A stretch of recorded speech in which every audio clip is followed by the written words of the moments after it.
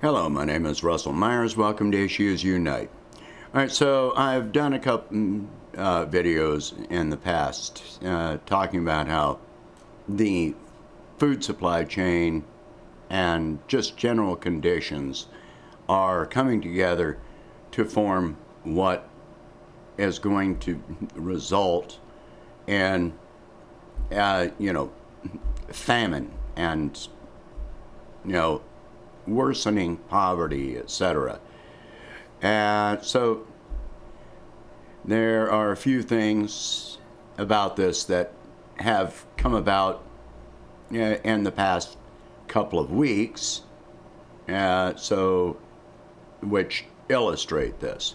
Let me start with one thing. I've talked before about how the unemployment numbers are so manipulated. So let me go to this first. All right, so this is the unemployment from the Department of Labor. All right, initial claims for March 27, 719,000 from the previous week. So that went up. Initial claims, seasonally adjusted, non-seasonally adjusted. So 61, 63. So, there's a whole bunch of information here. So, but let's go down to this. I had talked before about the pandemic unemployment being accounted for separately, and this is an absolute illustration that is being accounted for separately. When they come up with these unemployment rates, talking about 2.7, 2.9, 3%, whatever. All right, they're basing it on these numbers. 4-week moving average, non-seasonally adjusted, over 4 million in the past 4 weeks. That's for initial claims. All right, so we go down to here. All right, look at, and this breaks it down. All right, this is for March 13th, the most recent numbers that they've got all of this for. All right, regular state, 4.2 million. So this is continued weeks for UI benefits and all programs not seasonally adjusted. 4.2 million. All right, now you look down here. They got it broken down into all kinds of things here, but pandemic unemployment assistance. Basically, that's for people that are underemployed and receiving partial benefits on this. Pandemic unemployment compensation. You got 13 million between these two. So you add 13 million right up here to that 4 million. You're talking 17 million there. All right, absolute total, 18 million. Does that sound like a 2.7, 2.9% to you? Does that sound like 3%? And the other thing that I've talked about with this is that this is only including people that are, eligible to be in the workforce, that are in the workforce. And the labor participation rate is like 61.5%, so 38.5% of the people that could be in the workforce have dropped out of the workforce. All right, so then we've got other things that are happening. Now all of a sudden we've got this, computer chip crisis going on. I'm not sure how we're suddenly having this crisis, except for a trade war with China. But, you know, we have such a shortage of computer chips and so many things dependent on computer chips that it is affecting manufacturing. Car manufacturing plants are having to shut down because newer vehicles take as many as 100 computer chips in one vehicle. Why do we need 100 computer chips in a car? No.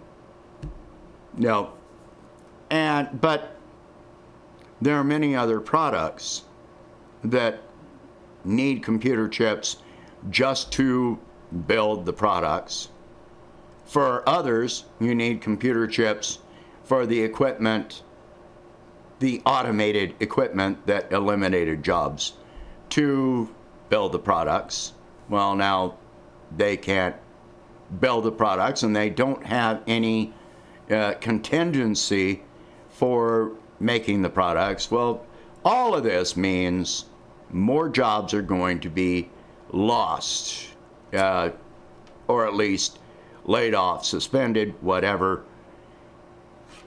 If we manage to, make contracts, whatever, with other countries or start building plants to make our own computer chips, it's going to be months at the minimum to years before those actually come down the supply chain. Then we've got the ship that blocked the Suez Canal. Well, now the channel is unblocked, but there's more to that. It's going to take at least months before everything catches up, which it may not catch up at all. Because now all these ships that would normally be staggered reaching port in the United States, well, now they just wind up getting to the ports, and the first ones there are the first ones to get offloaded. It takes time to offload them. Normally you would unload one and the next one pulls in, but now you've got ships sitting offshore waiting to be offloaded. Well, before this ever came along, we had a global shortage of shipping containers. So that means that warehouses in other countries, warehouses in this country, waiting for shipping containers, the warehouses are sitting full. Once you fill up that warehouse and you can't fill the warehouse anymore, you don't have shipping containers to put your products into, what happens? You have to send your employees home. All those employees, not only in America, but in other countries as well, you wind up sending your employees home because there's nothing for them to do. You can't keep producing if you have no place to put the product. So now you've got a backlog of product you've got that are all waiting on shipping containers. And you've got, well, what happens when people get laid off? They have no income, so they can't buy the products, which means even when it gets to the store, well, now your demand is down because nobody can afford to buy it. We have, in the past year, we wound up with an aluminum shortage. So that causes a problem with, producing beverages and different things like that, and even some car engines are made, and car parts are made from what? Aluminum. Well, when you have a shortage, also, what happens? Now your price goes up. The cost of beer went up. The cost of your car engine your car is going to go up because the price of the aluminum going into it goes up. Cookware, the price of cookware goes up. Anything that aluminum is included in. So you got decreased disposable income while prices are going up. There was a report that came out that since the rescue checks from the ARP went out, bill payment has gone up by 30%. Well, that means people have had bills that they couldn't pay. So now they're using that money to pay bills. If they're using money to pay bills, what are they not spending it on? They're not spending it on consumer products. If they weren't paying bills, there were other things that they were not buying that they may have needed, like food, different things like that. So when you're accounting for all of this, these are things, at least 30% of that, these rescue checks are not going to be spent in the economy. And those rescue checks account for a very, very small portion of the economy.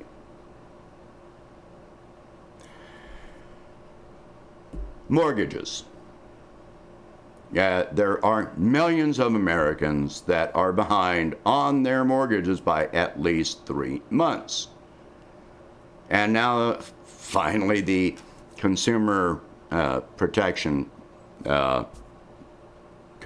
Finance Protection Bureau is acknowledging that in September, the moratoriums on mortgages are going to, and they're just counting mortgages, they're not counting rent. The moratorium is going to end in September.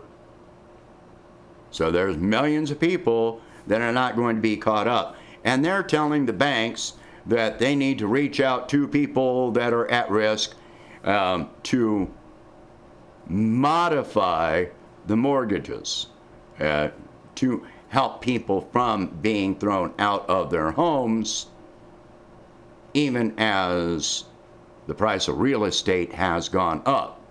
What do you think the chances are the banks are going to help protect the existing residents of those homes? Basically zero. To modify, remember 2008, 2009, and I went through these modifications. What that means is jacking up your mortgage so high to catch up that you cannot afford the mortgage. They're not going to extend it and add another year onto the end. They're not going to say, okay, we'll take this year and add it onto the end and keep your mortgage the same price. They're not going to do that. They're going to jack up the price on those mortgages to make sure these people get thrown out of their homes. Why?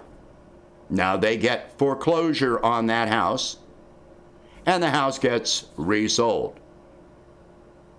And the person that is foreclosed on still gets hit with a bill. So they're still collecting from that person, and then they collect money from the new buyer.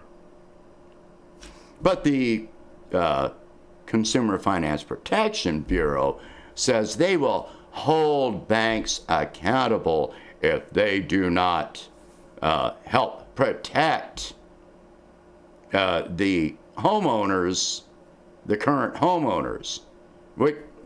They will hold them accountable, which means after the fact, after millions of people get thrown out of their homes, they're going to point their finger, they're going to wag their finger at the banks. Or they will hit them with some fine that reaches a small fraction of how much the banks made from foreclosing on millions of people. So, in addition, I talked about the conditions that are leading to a food shortage globally. Well, now we've got another one. This latest weather change, well, it dropped below freezing right at the turn of April.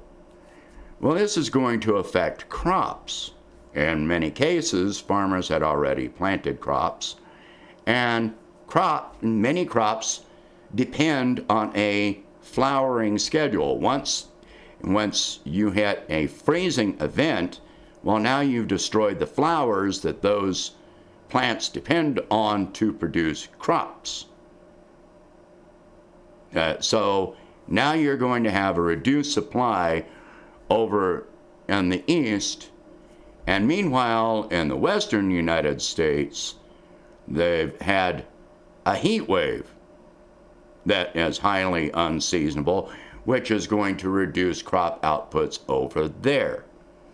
That's on top of a mega drought, which has been going on for some time and getting worse. So we've got reduced crops in the east, reduced crops in the west, and a few weeks ago we had major weather that reduced crops in the Midwest, the center of the country. So we've got and we've got locust swarms in different places and other major weather events in other countries. You better be prepared for all of this.